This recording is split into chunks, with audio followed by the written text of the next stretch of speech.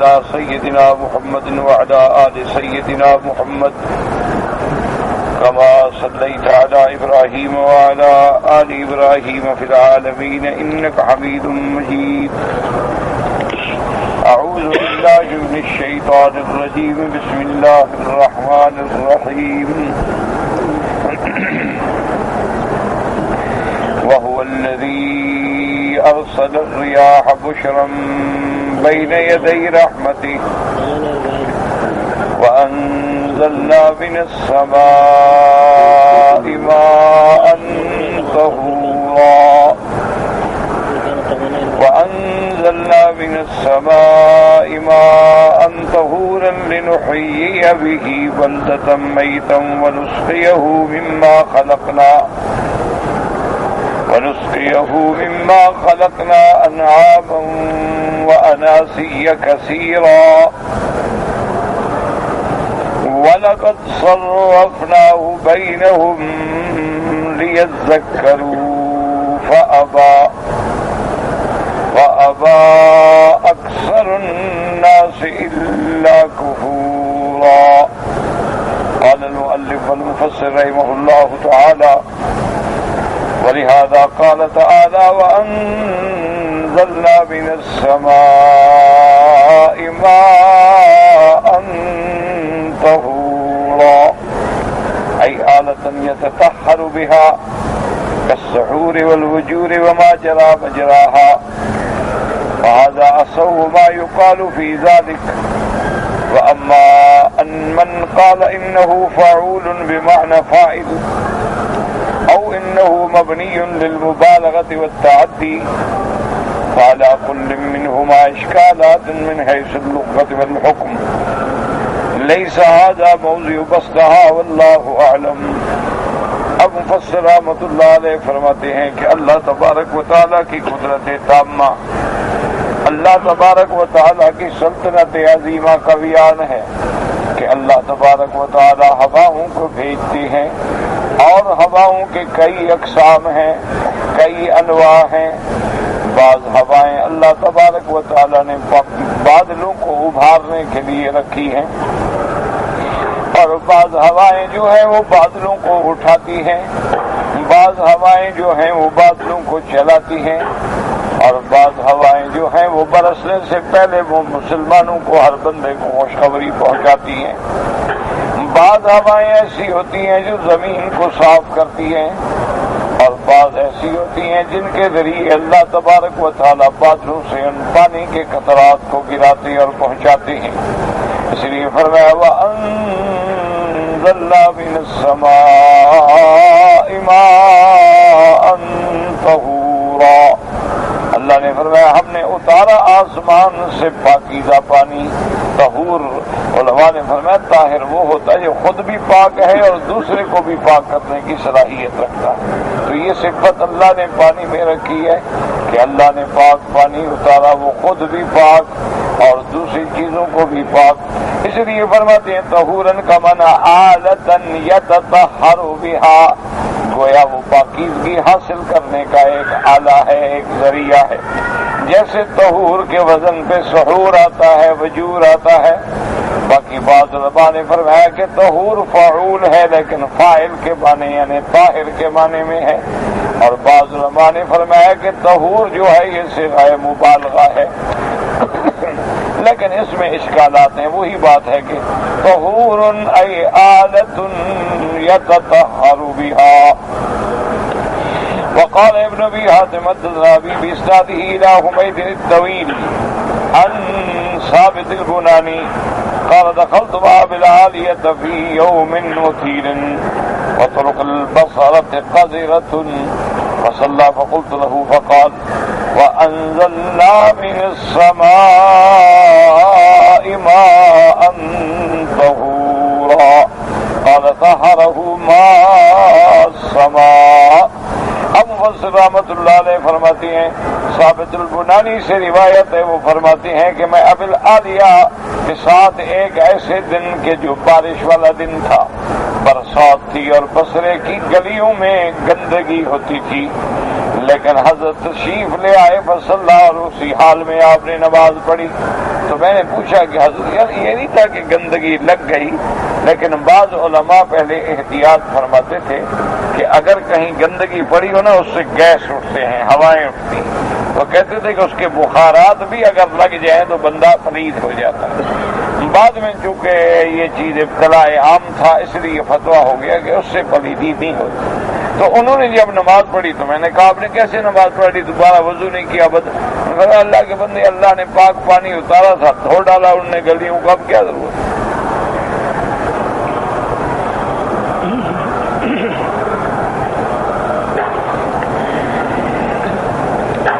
تو حضرت نے یہی جواب عطا فرمایا کہ فرمایا طہرہ ما سما، اللہ کے آسمان کے پانی نے اس کو پاک کر دیا۔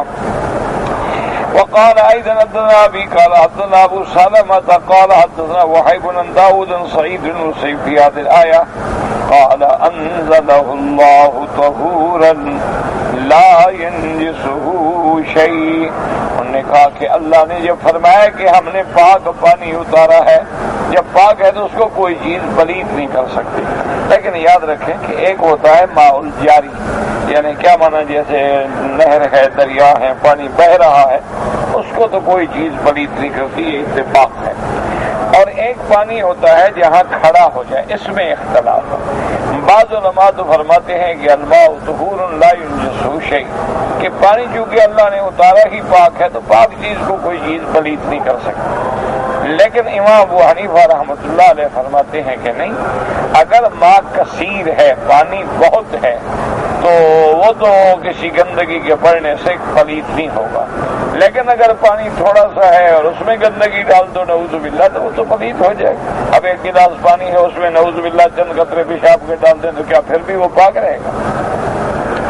تو اس لیے ان کے نزدیک قلیل اور کثیر کی بحث ہے، اور کثیر کو وہ سمجھتے ہیں کہ اگر 10 فیٹ 10 یعنی 10 ہاتھ ضرب 10 ہاتھ اتنا بڑا اگر حوض ہے بھرا ہوا تو کہتے ہیں یہ کثیر ہے، اگر اس سے تھوڑا ہے تو وہ قلیل ہے۔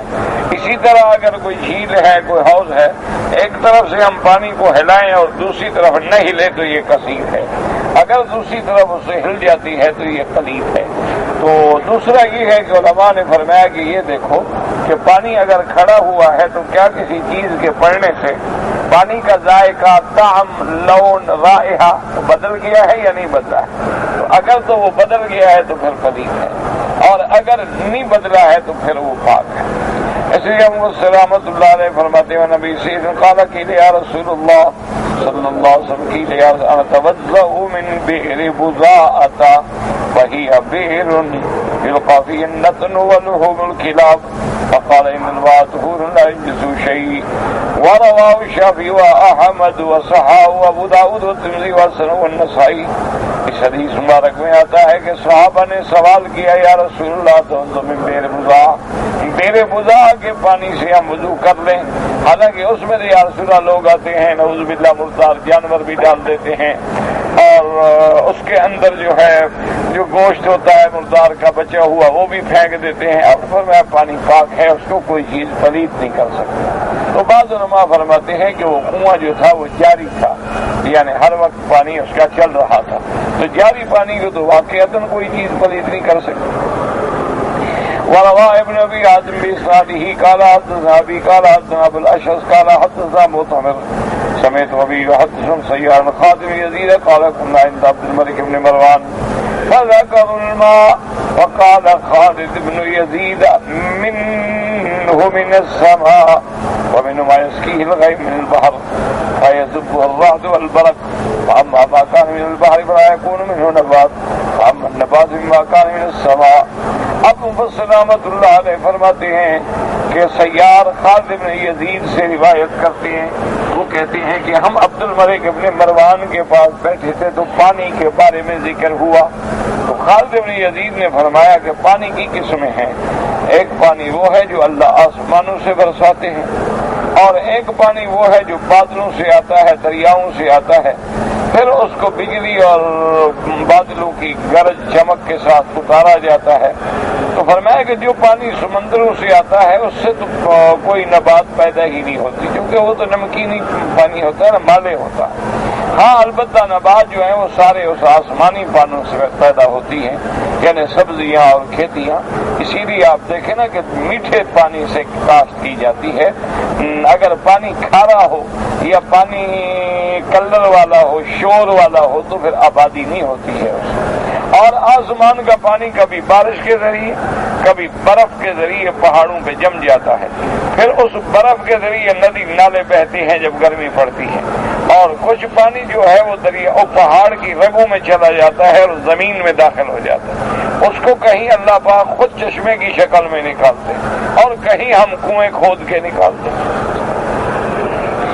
فرماتی ہیں پروان کے قال ما انزل الله من السماء قطرة الا انبت بها في الارض يشهد بالبار الوطن وقال غيره في البر بر وفي البر بر وفي البحر در.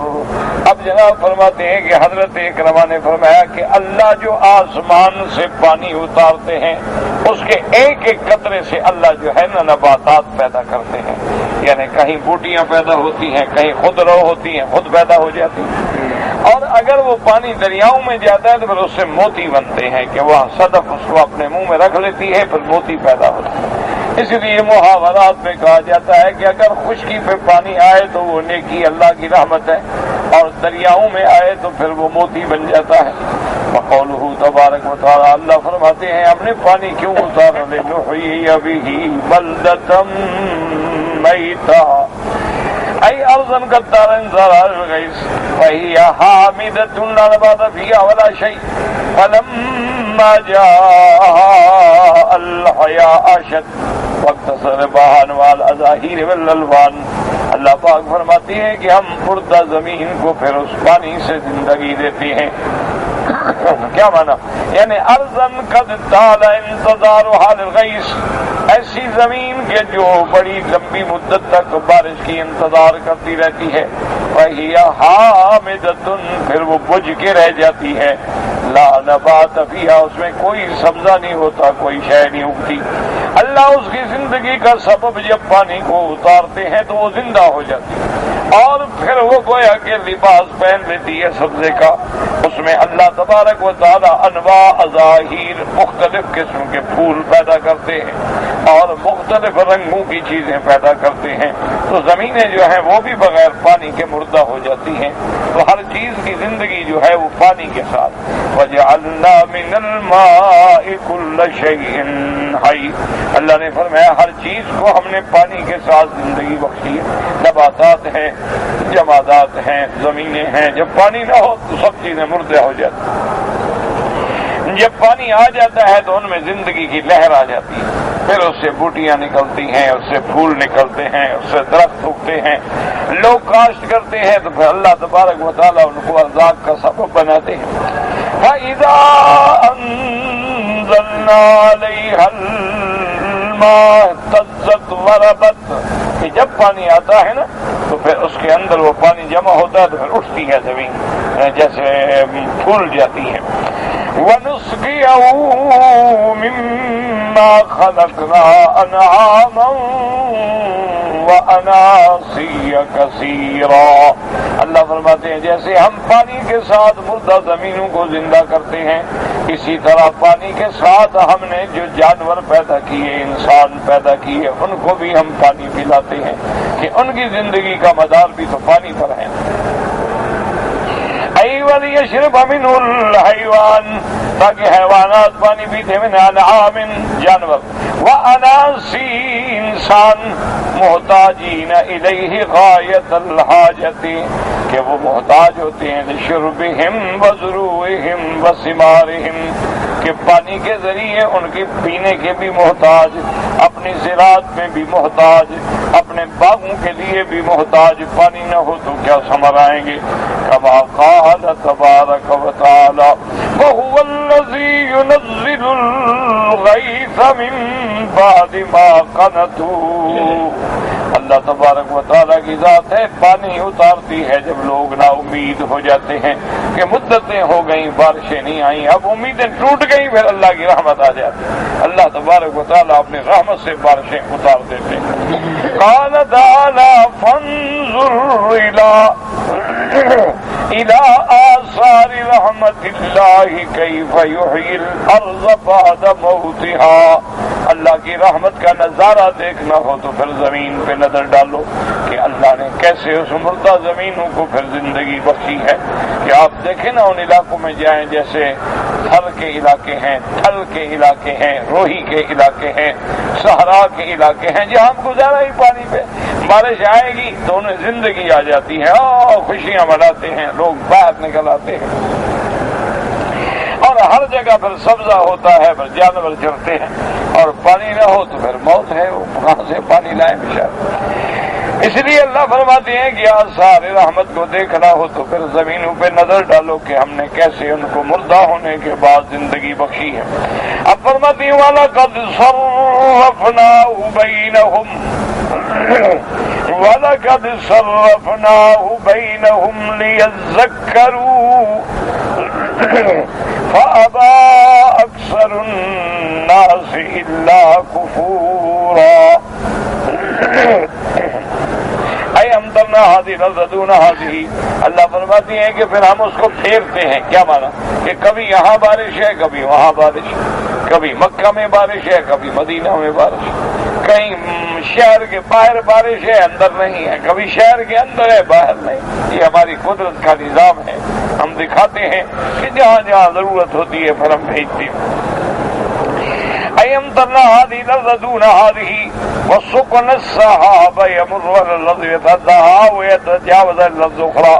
اللہ فرماتے ہیں میری قدرت کا نظام دیکھیں کہ کیسے بھرے ہوئے بادل تمہارے اوپر سے گزر جاتے ہیں لیکن ایک قطرہ پانی کا نہیں گرتا. اللہ حکم دے تو گرے، اللہ تبارک و تعالی چاہیں گے تو گرے گا. اب اس کے بعد فرماتے ہیں وَيَمْ تَرَاوِكْ فِيهَا جِرَاغَدَقَا، اور دوسری زمین پہ جا کے ماشاءاللہ برس جاتا ہے اور اس زمین کو سیراب کر دیتا ہے.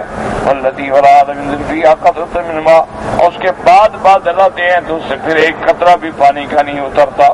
وَلَهُ فِي ذَلِكَ الْحُجَّةُ الْبَالِغَةُ وَالْحِكْمَةُ الْقَاطِعَةُ. ہر چیز میں اللہ کے دلائل ہیں، قدرت کے کمالات ہیں، قدرت کی آیات ہیں، نشانیاں ہیں ایسی کھری کہ جن کو کوئی انکار نہیں کر سکتا. کہ بھی بادل ہے زمین پہ گزر، آسمانوں پہ گزر ہے لیکن نہیں برستے. اچھا بادل بن جاتے ہیں، آدمی سمجھتا ہے ابھی بارش آئی لیکن ایک قطرہ بھی نہیں ہے. اچھا بادل کبھی بالکل نہیں ہوتے، چٹیل میدان ہوتا ہے، بالکل آسمان صاف ہے لیکن 2 منٹ میں بادل آ جاتے. یہ سارا نظام ہے جو چلانے والا چلا رہا ہے. اسی لیے حدیث مبارک میں آتا ہے کہ میرے آقا رحمت دو عالم سیدنا محمد مصطفیٰ صلی اللہ علیہ وسلم جمعہ کا دن تھا، مسجد نبوی میں آپ خطبہ پڑھا رہے ہیں. ایک صحابی کھڑے ہو گئے، انہوں نے کہا حلق العیال والمال یا رسول اللہ. انہوں نے کہا یا رسول اللہ ہمارے تو بچے بھی مر رہے ہیں، مال بھی مر رہے ہیں، پانی نہیں. مہربانی کر کے دعا کریں کہ آسمان سے بارش برسے.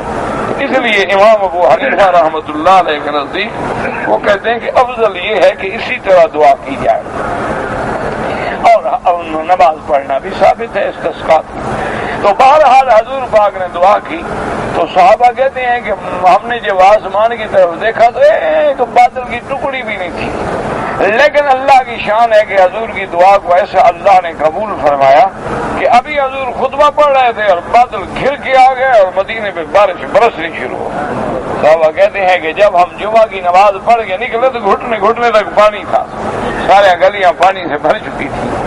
اور جناب وہ پانی ایسا برسا کہ پورا 1 ہفتہ ہو گیا، اگلا جمعہ آ گیا اور بارش رکتی ہی نہیں.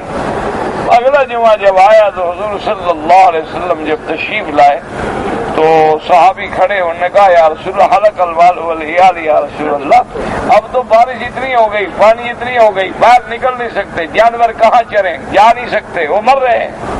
دعا فرمائیں کہ اللہ پاک بارش بند کر دیں. حضور صلی اللہ علیہ وسلم نے اپنی انگلی مبارک ایسے ہلائی اور فرمایا ہوا علینا ولا علینا، یا اللہ ان بادلوں کو اب مدینے سے ہٹا دو.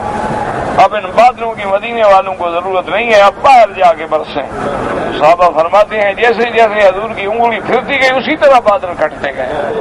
جب جمعہ پڑھ کے ہم نکلے تو سورج نکلا ہوا تھا اور ایسے معلوم ہوتا تھا جیسے تاج رکھا ہو مدینے پر، کہ ہر طرف تو بادل تھے نا لیکن مدینے کے اوپر بادل نہیں تھے، وہ چمک رہا تھا۔ تو اللہ تبارک و تعالیٰ کا نظام ہے، اللہ تبارک و تعالیٰ جہاں حکم دیتے ہیں وہاں ہی پانی برستا ہے۔ باقی یہ جو نئی سائنس کہتی ہے نا جی کہ وہ بخارات ہوائیں اٹھاتی ہیں، بادل بناتی ہیں، پھر زمین کی کشش بڑھ جاتی ہے اور اس وجہ سے پانی جو ہے درجہ حرارت اور بخارات سے پھر گرتا ہے، یہ ساری باتیں اگر یہ جگہ ہوں تو آخر وہ ہوائیں کس نے پیدا کی؟ آخر وہ دریا کس نے پیدا کی ہے؟ آخر ان کو چلانے والی کون؟ تو سیدھی بات کرو کہ اللہ تبارک و تعالیٰ نے ہمیں عطا فرمایا ہے۔ اس لیے میرے آقا نے رحمت دو عالم نے فرمایا بارش ہوئی تو آپ نے فرمایا آج بہت سارے لوگ ہیں دنیا میں جو کفر میں پڑ جائیں گے اور بہت سارے لوگ ہیں جن کا ایمان بڑھ جائے گا۔ صحابہ نے کہا کیا مطلب یا رسول اللہ؟ ہمیں تو سمجھ نہیں آئی بات۔ آپ نے فرمایا کہ آج کچھ لوگ تو کہیں گے مطرنا بنوء کذا و کذا، کہ بارش اس لیے ہوئی ہے کہ آج فلاں ستارہ جو ہے فلاں برج میں آ گیا اس لیے بارشیں ہو گئی۔ جیسے ہم کہتے ہیں نا جی مونسون کی بارشیں ہوتی ہیں، جب فلاں موسم ہوگا تو بارشیں ہوں گی، جب فلاں سیارات فلاں برج میں ہوں گے تو بارشیں ہوں گی۔ فرمایا وہ کافر ہو جاتے ہیں اور ایمان ان کا بڑھ جاتا ہے جو کہتے ہیں مطرنا بفضل اللہ، بھی اللہ نے اپنے فضل سے بارش کی ہے۔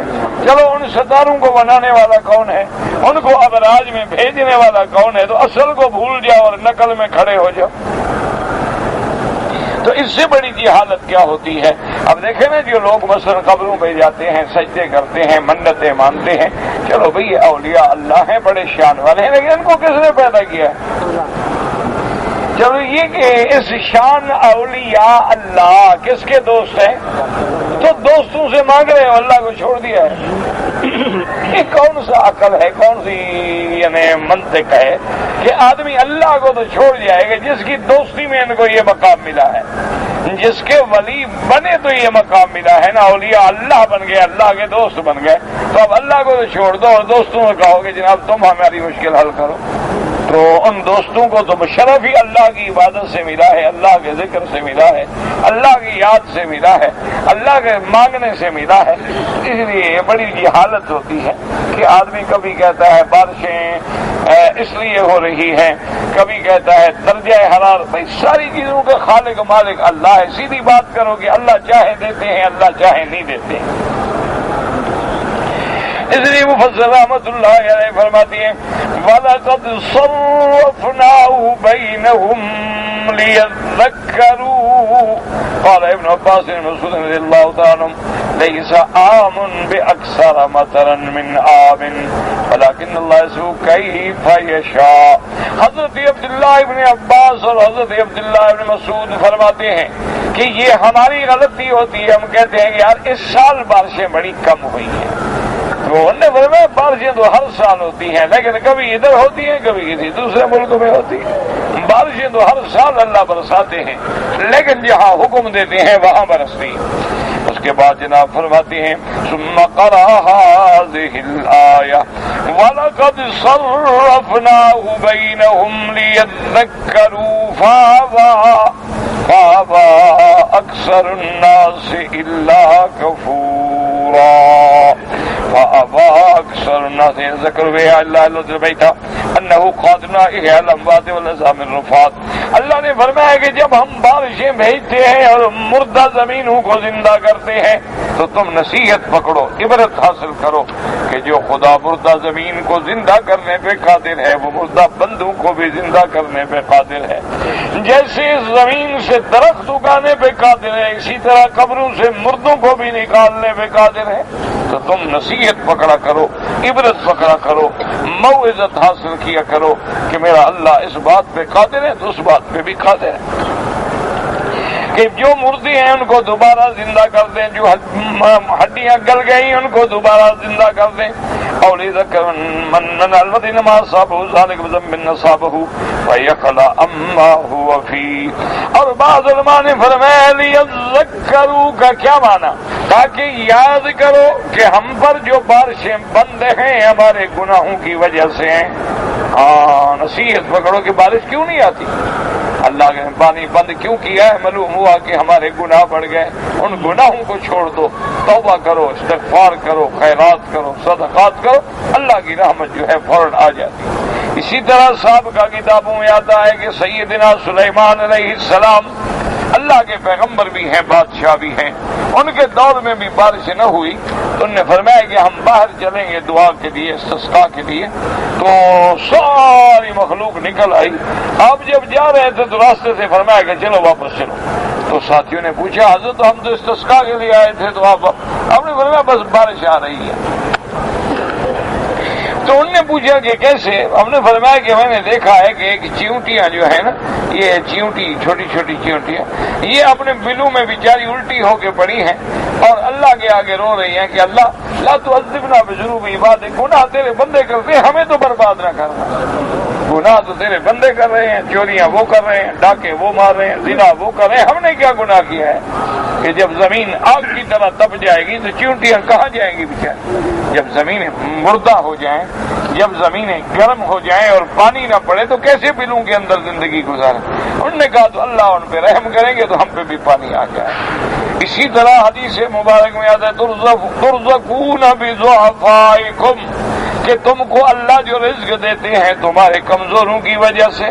اسی طرح حدیث پاک میں آتا ہے کہ اگر یہ چھوٹے بچے نہ ہوتے، اگر یہ بوڑھے بوڑھے لوگ رکوع اور سجدے میں نہ پڑے ہوتے، میں پانی بند کر کے ساری مخلوق کو ختم کر دیتا، تو میں جب ان پہ رحم کرتا ہوں تو فائدہ تم بھی اٹھا لیتے ہو۔ اس لیے فرمایا وَلَقَدْ صَرَّفْنَاهُ بَيْنَهُمْ وَلَقَدْ صَرَّفْنَاهُ بَيْنَهُمْ لِيَذَّكَّرُوا فَأَبَى أَكْثَرُ النَّاسِ إِلَّا كُفُورًا۔ اب مفسر رحمۃ اللہ علیہ فرماتے ہیں لِيَذَّكَّرُوا کا کیا معنی؟ دو معنی ہو گئے کہ نصیحت پکڑیں کہ ہم مردوں کو اٹھانے پہ قادر ہیں، یا نصیحت پکڑیں کہ ہمارے کن گناہوں کی وجہ سے بارش بند ہے، ان گناہوں کو چھوڑ دیں۔ وقال عمر مولا عقبہ كان جبريل عليه السلام في موضع الجنائز فقال له النبي صلى الله عليه وسلم يا جبريل إني أحب أن أعلم أمر الصحاب قال فقال له جبريل يا نبي الله هذا ملك الصحاب فصله فقال تأتينا سقاك مختمة اسق بلاد كذا وكذا كذا وكذا قطرة رواه حدیث مرسل۔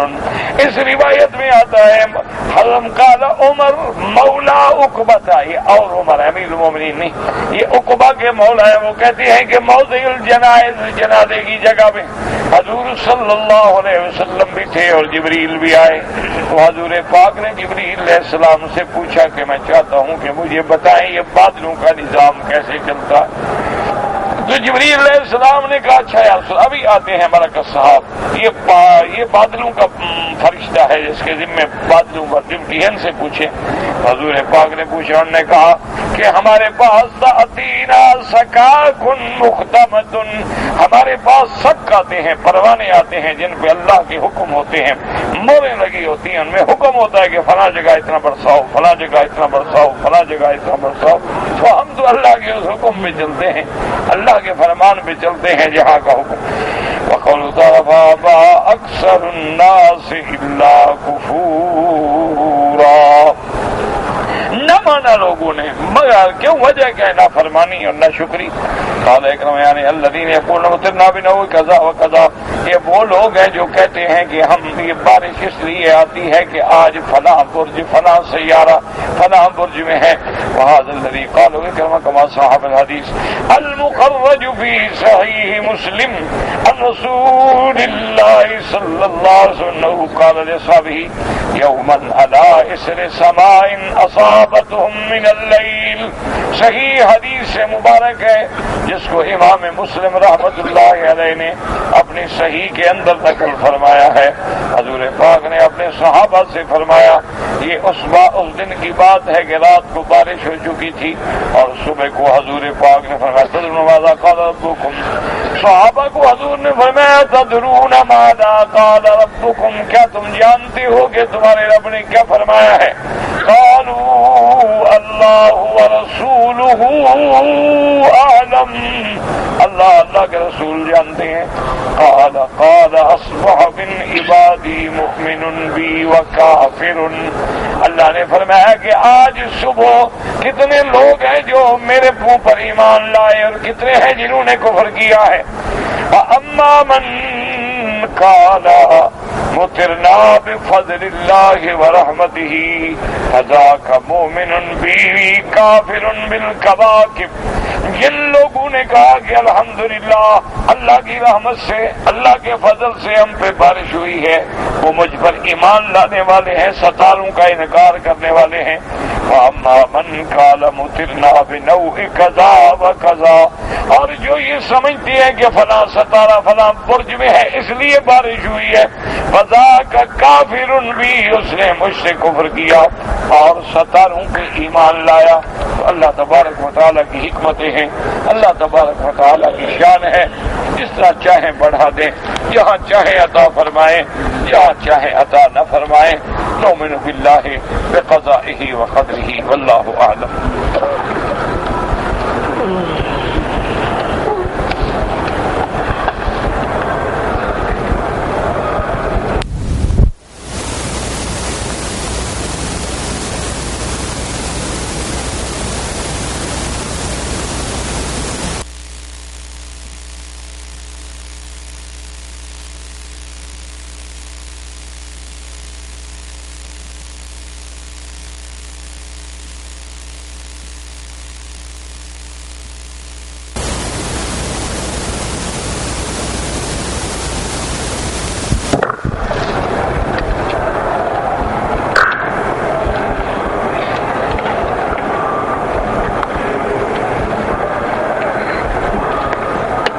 کہتے جی کہ ہمارے ایک قریبی دوست ہیں، وہ بڑی بڑی بدعات میں مبتلا ہیں، قبروں پہ جاتے ہیں، مزاروں پہ جا کے کھانے تقسیم کرتے ہیں، اور ایک بی بی پاک دامن کا معروف مزار ہے، وہ ہر کام شروع کرنے سے پہلے قبر پہ حاضری دیتے ہیں۔ بہرحال ایسی چیزیں جو غیر اللہ کے نام کے ساتھ بنائی جائیں، پکائی جائیں، ذبح کی جائیں، کھلائی جائیں، ان کا کھانا جائز نہیں۔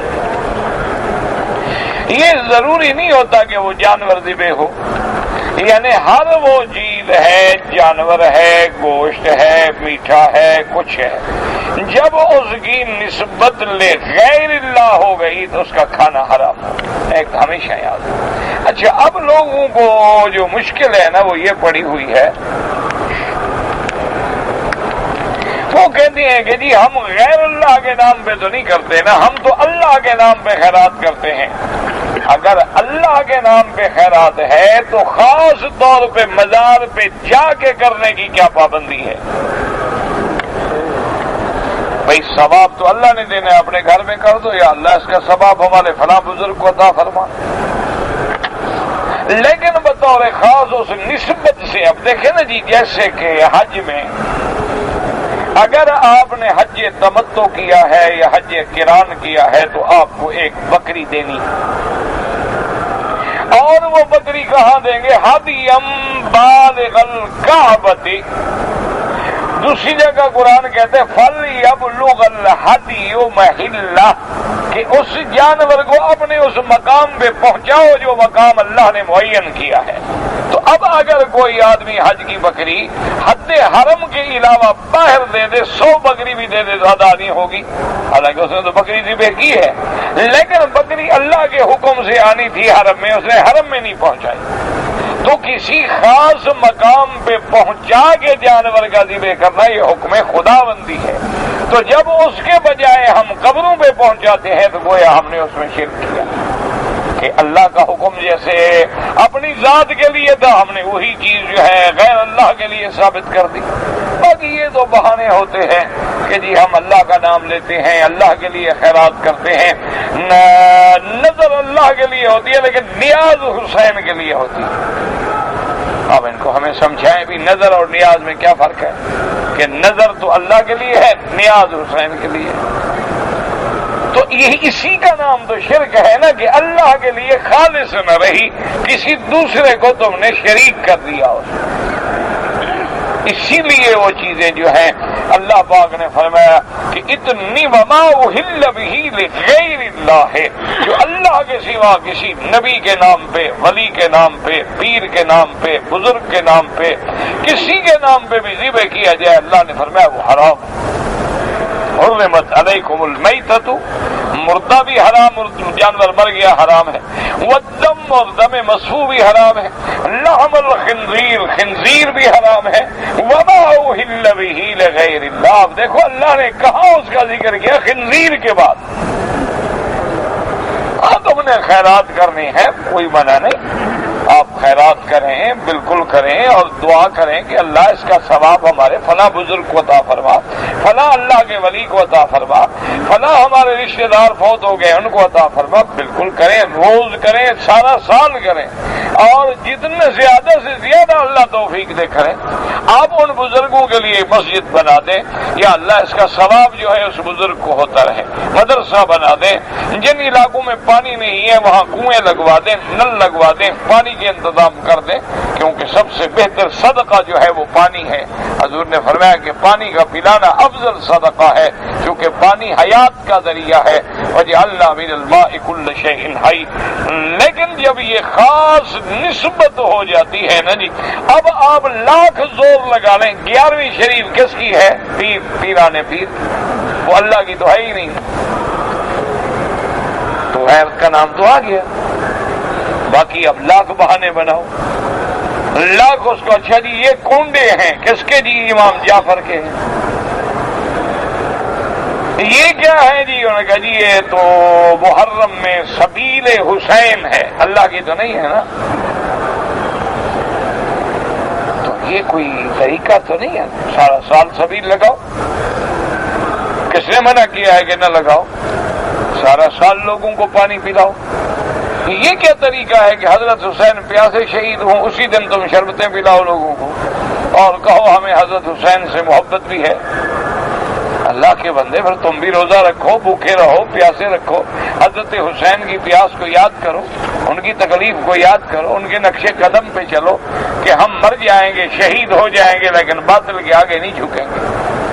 اصل تو حضرت حسین کی قربانی کا مقصد یہ ہے کہ آپ اس قربانی کو یاد کریں کہ سر داد نہ داد دست در دست یزید۔ اقبال نے کہا ہے نا کہ حسین نے سر داد، سر تو دے دیا، سر داد نہ داد دست در دست یزید، گردن دے دی لیکن ہاتھ نہیں دیا یزید کے ہاتھ میں۔ حقا کے بنا لا الہ ہست حسین، حسین نے توحید کی بنیاد رکھ دی کہ اللہ کے سوا کسی کے آگے نہیں جھکنا۔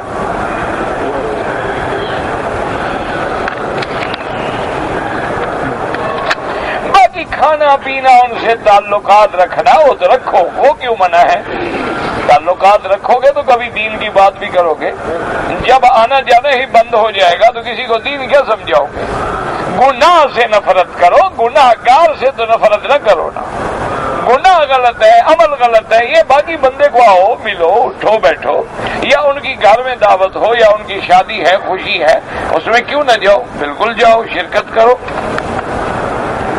ان سے شادیاں کرے، ہاں کافر تھوڑے ہو گئے، کیوں نہ کرے شادیاں؟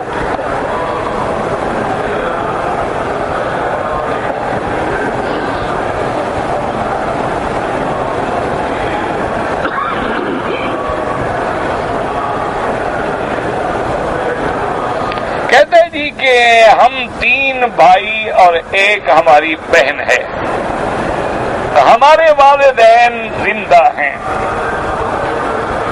اور ہماری زمین کا کل رقبہ 160 کنال ہے۔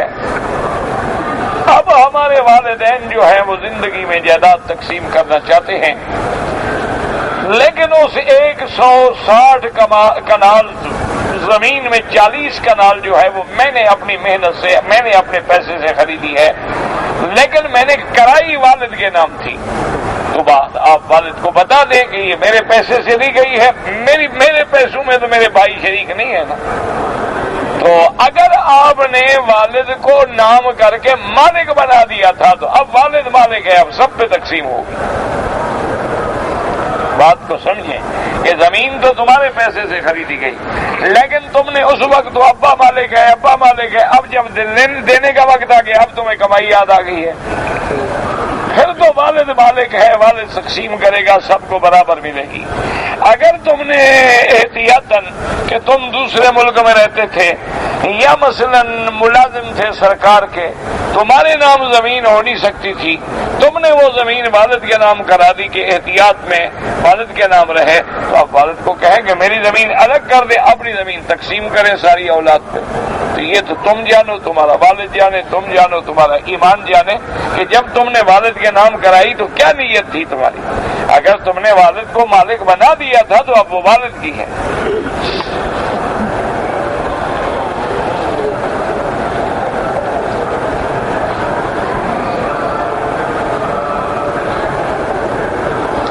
ایک لندن سے عورت آیا عمرے کے لیے، اس نے عمرہ کر لیا، اس کے بعد پھر مدینہ منورہ گیا، پھر مدینے سے واپسی پہ عمرہ نہیں کیا۔ اب کیوں نہیں کیا مجھے تو نہیں پتا، یہ وجہ لکھو نا کیوں نہیں کیا۔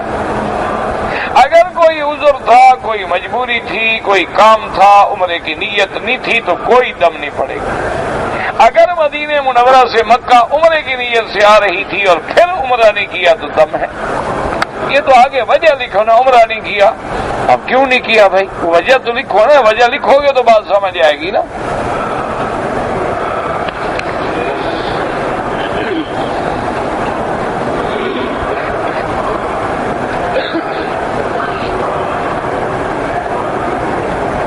کہتے ہیں جی کہ اگر کسی آدمی نے عصر کی نماز سے پہلے 4 رکعت سنت کی نیت کر دی، ابھی اس نے نماز پڑھ رہا تھا کہ جماعت کھڑی ہو گئی، 2 رکعت پہ سلام پھیر کے وہ جماعت میں مل گیا، تو اب جو 2 رکعت باقی ہیں اس کو لازماً پڑھنی ہوں، اس لیے کہ جب آدمی شروع کر لے تو اس کا پورا کرنا واجب ہو جاتا ہے، پھر وہ نفل نہیں رہتے، نہ نفل رہتے ہیں نہ سنت رہتے ہیں۔ اگر ہم نے شروع نہیں کیا تو سنت غیر مؤکدہ ہے، پڑھتے تو ثواب ہے، نہ پڑھے تو کوئی سبب گناہ نہیں ہے، لیکن جب ہم نے شروع کر دیا تو اب 4 پورا کرنا ہماری ذمہ داری ہے۔ اچھا، اب مسئلہ یہ ہے کہ عصر کے بعد امام ابو حنیفہ رحمۃ اللہ علیہ کے نزدیک نماز ہی نہیں ہے، وہ پھر آپ کو مغرب کے بعد پڑھنی ہے۔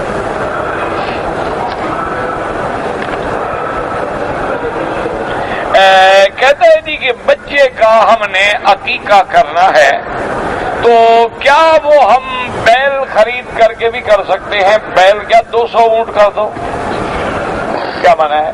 یہ 100 دفعہ تم نے پوچھا ہے، تم نے کرنا ہے ہی نہیں۔ اس نے عقیقہ کرنا ہوتا نا کبھی نہ پوچھتا۔ ہر آدمی کو پتا ہے کہ بھی بچہ ہو 2 بکریاں یا 2 بکرے یا 2 دمبے، لڑکا لڑکی ہو تو 1۔ اب یہ ہے کہ بھئی گائے میں 7 ہوتے ہیں، بھینس میں 7 ہیں، بیل میں 7 ہیں، تو جب 7 بکرے والا تم تو 2 نہیں کر رہے ہو تو 7 والا کیسے لوگے؟ تم تو اپنے بچے کے لیے 2 بکریاں کو قربانی نہیں دے رہے ہو تو 7 بکریوں کی کیسے دو گے؟ ویسے کر دو، بیل کر دو، جتنا زیادہ کرو گے ثواب ہے، اس سے کم نہ ہو۔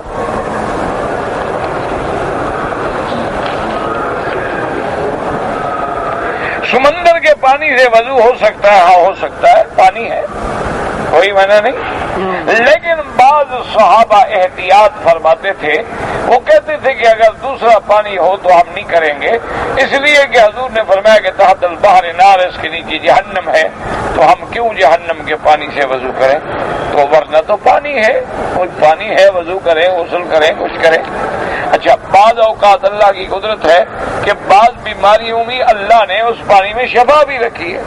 جن لوگوں کو جلدی بیماریاں ہوتی ہیں نا جی، خارش ہو جاتی ہے اور جلد کے امراض ہوتے ہیں، وہ اگر سمندر کے پانی سے غسل کریں تو وہ امراض دور ہو جاتے ہیں، بیماریاں دور ہو جاتی ہیں۔ اس میں فوائد بھی ہیں، نقصانات بھی ہیں، بہرحال وہ پانی ہے، پانی کے حکم میں ہے، لیکن حضرت عبداللہ ابن عمر کا اپنا اجتہاد تھا، وہ فرماتے تھے بھی میں تو وضو نہیں کرتا کیونکہ اس کے نیچے جہنم ہے، لہذا میں نہیں وضو کرتا۔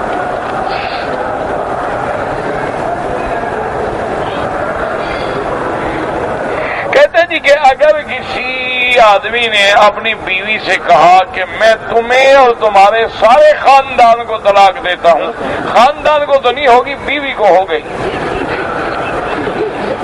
خاندان کا کیا تعلق ہے تمہاری طلاق کے ساتھ؟ ہاں جی، آدمی جب بگڑتا ہے نا وہ بیوی پر نہیں رہتا نا، پھر اس کے ماں باپ کو بھی طلاق دیتا ہے، جب پاگل ہو جائے آدمی کیا کرے گا؟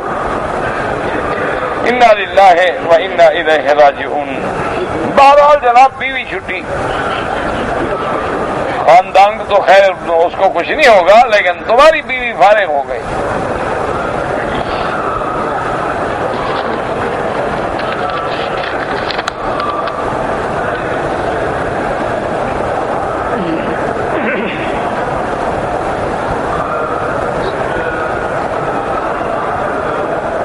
کہتے جی کہ جس بلڈنگ میں ہم رہتے ہیں وہاں مل کر ہم سب لوگوں نے ایک جگہ بنائی ہے جہاں ہم جماعت کرتے ہیں، باقاعدہ نماز پڑھتے ہیں، اذان ہوتی ہے، جماعت ہوتی ہے، لیکن ہمارے بعض لوگ آتے رہتے ہیں، وہ بھی جماعت کرتے ہیں، کوئی حرج نہیں، کیونکہ وہ مسجد تھوڑی ہے، وہ تو مصلی ہے، نماز پڑھنے کی ایک جگہ معین کی گئی۔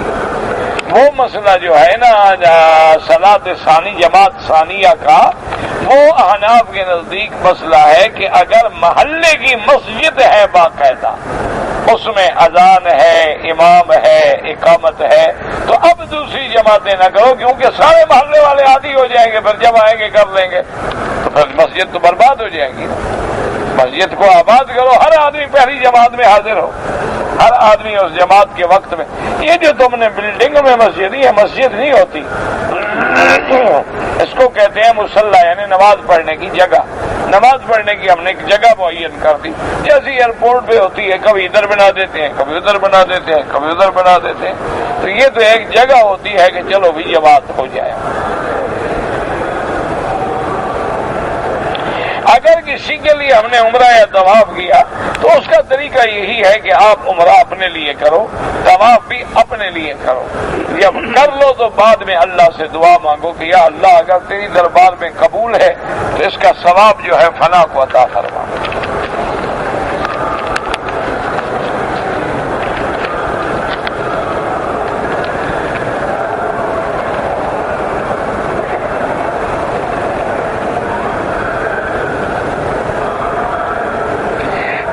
کہ میں نے عدالت سے جا کر طلاق نامہ لکھوایا تھا اور ایک گواہ کے دستخط بھی تھے، لیکن اس کا میں نے باقاعدہ اقرار نہیں کیا، اعلان نہیں کیا، اور صلح ہو گئی، کوئی حرج نہیں، خلاص وہ طلاق نہیں ہوئی انشاءاللہ۔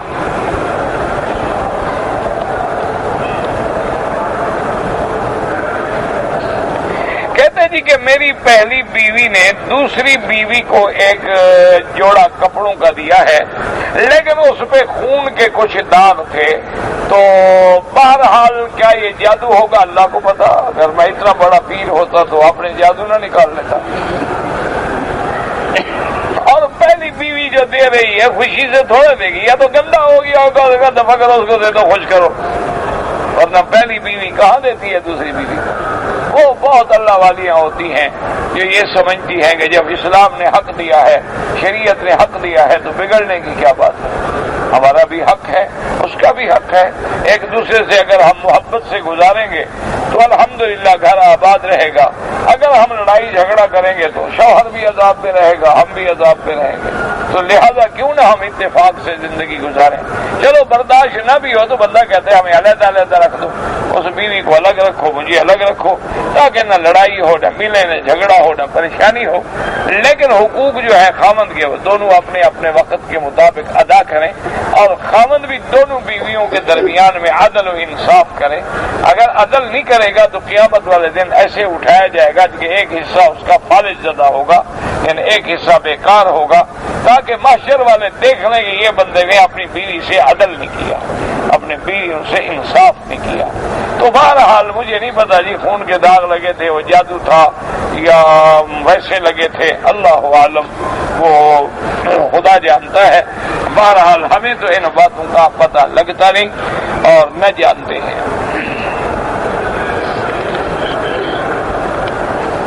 اگر ہم حتیم کے اندر فرض نماز پڑھیں بالکل، لیکن جب امام پڑھا رہا ہو تو پھر نہیں پڑھ سکتے کہ امام کعبے کے باہر ہو اور مقتدی اندر ہو، کیونکہ حتیم تو کعبے کے اندر کا حصہ ہے، اس لیے نکال دیتے ہیں نا کہ امام تو باہر کھڑا ہے اور مقتدی اگر اندر چلے گئے تو ان کی تو نماز نہیں ہوگی، تو امام سے بھی آگے ہو گئے۔ ہاں اگر تم نے اکیلا پڑھنا ہے، وتر پڑھیں، سنت پڑھیں، نفل پڑھیں، واجب پڑھیں، جو بھی پڑھیں، الحمدللہ کوئی منع نہیں، پڑھ سکتے ہیں۔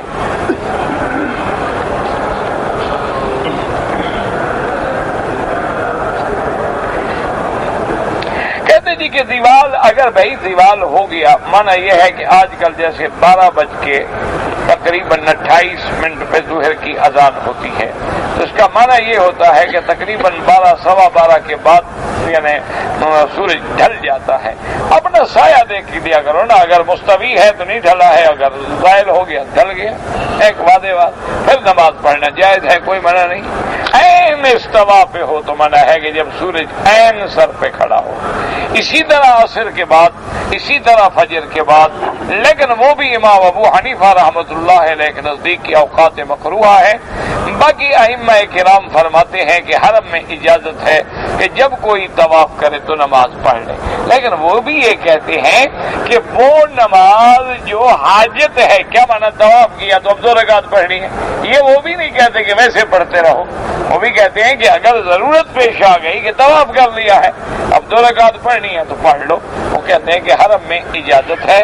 لیکن امام صاحب فرماتے ہیں کہ نہیں، صحیح حدیث میں حضور نے منع فرما دیا ہے کہ لا صلاۃ بعد العصر حتی تغرب الشمس، عصر کے بعد نماز نہیں جب تک سورج نہ ڈوبے، اور فجر کے بعد نماز نہیں جب تک کہ سورج نہ نکلے۔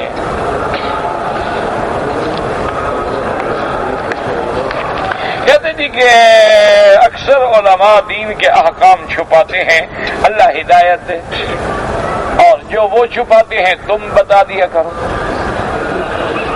نہیں، اللہ نے تمہیں بھی تو انسان بنایا ہے نا، تو تم وہ احکام ڈھونڈتے رہو جو مولوی چھپاتے رہے، تم بیان کرتے رہو، تمہیں اللہ اجر دے گا، تمہیں اللہ تبارک و تعالی اجر عطا فرمائیں گے، ہمت کرو نا۔ وہ ایک بڑا لطیفہ موجود ہے نا کہ رشیا کا ایک کمیونسٹ تھا، وہ پریزیڈنٹ تھا، تو اس کو ایک آدمی نے چٹ لکھی، تو اس نے کہا بھی چٹ کس نے لکھی ہے، تو اب ڈر کے مارے سب چپ کر گئے، کون بتائے کہ میں نے اعتراض کیا، جو اعتراض کرے تو ان کے ہاتھ پر گولی۔ تو وہ بیچارہ، اور پھر کہا بھی جس نے چٹ بھیجی ہے وہ اپنے آپ کو پیش کرے، وہ پھر چپ کر گیا۔ اس چٹ میں اس نے لکھا تھا کہ تم سے پہلے فلاں صدر کے زمانے میں جو ظلم ہوا، تم نائب صدر تھے تو تمہارا تو حق بنتا تھا نا کہ تم حق کی بات کہتے، اس وقت تم کہاں تھے؟ تو اس نے 3 دفعہ جب کہا اور وہ چٹ والا نہ آیا تو اس نے کہا کہ چٹ والا سمجھ لے کہ جہاں تم ہو نا، میں بھی اس دن اسی جگہ کھڑا تھا۔ تو بہرحال یہ ہے، آپ بیان کیا کریں، مسلمانوں کے دلوں میں جذبہ جہاد نہیں آپ پیدا کریں، کسی نے منع کیا؟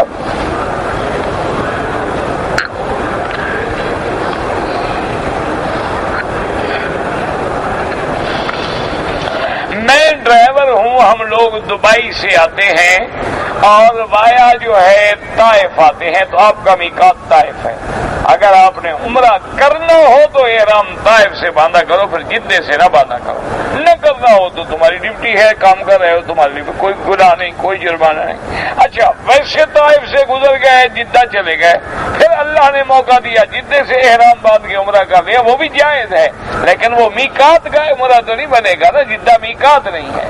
جب تم گزر رہے ہو طائف سے، ہاں مجبوری ہوتی ہے کہ سامان جدے چھوڑنا ہے، بھی سامان چھوڑوں گا، چھٹی کروں گا، پھر جا کے عمرہ کروں گا، وہ بھی کر سکتے ہو، لیکن افضل تمہارے لیے وہی ہے کہ اللہ موقع دے تو طائف سے احرام باندھا کرو تاکہ تمہارا میقات کا عمرہ ہو جائے۔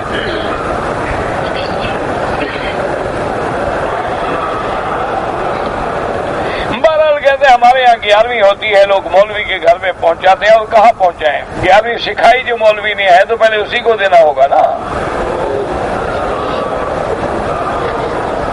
اس کو نہیں پہنچائیں گے دوسرے دن وہ فتویٰ نہیں دے دے گا 11ویں حرام ہے۔ وہ تو بھائی پہنچانی پڑے گی، جب تک بدعت کھانی ہے تو مولوی کے ساتھ مل کے کھانی ہوگی۔ اللہ دونوں کو ہدایت دے، بہرحال ناجائز ہے۔ طواف الوداع کا معنی یہ ہے کہ جو لوگ آفاق سے باہر سے آتے ہیں، آفاقی ہیں، وہ جب مکہ چھوڑ کے جائیں تو طواف الوداع کریں۔ وہی طواف ہے جیسے عام طواف ہے، لیکن دعا کریں کہ اللہ پھر ہمیں لے آ، ہمارا آخری دفعہ نہ ہو۔